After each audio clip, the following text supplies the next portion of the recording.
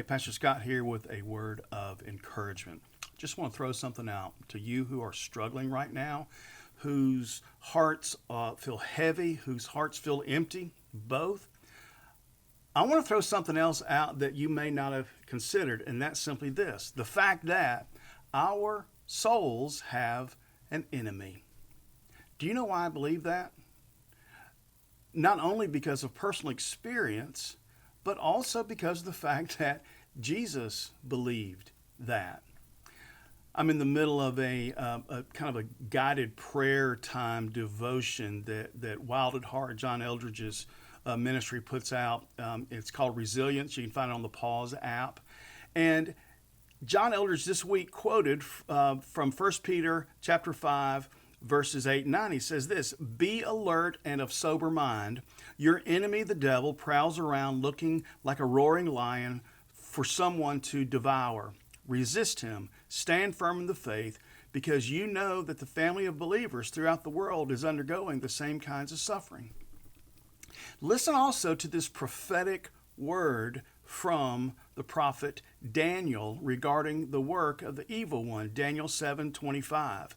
"He will speak against the Most High and wear down the saints." It's a prophetic word. Speak against the Most High, but also wear down the saints. And Eldridge just says, this makes sense. When we get worn down, he says, we become vulnerable. And when we're worn down, we begin to entertain thoughts like, is God really with me? Really? Is God really for me? Is God really going to come through for me? Our weariness brings on those questions of doubt.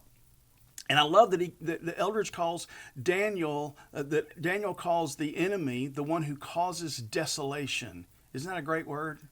I mean, the desolation that's moving over the earth, and with it comes this overwhelming sense of weariness where life just feels barren and faith seems futile and joy's hard to come by, he says.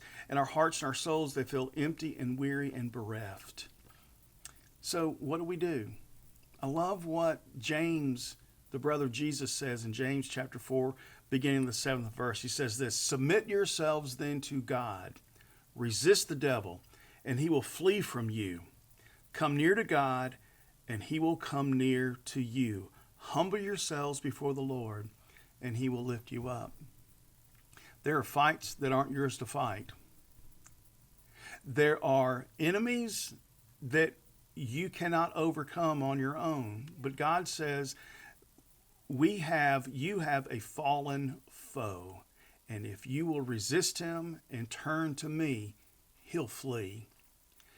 So if your heart is heavy or empty, and you're in the middle of a struggle, you can't quite put your finger on what's going on, it may be the fact that your soul has an enemy.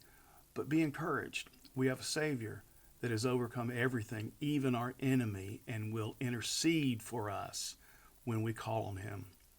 Be encouraged.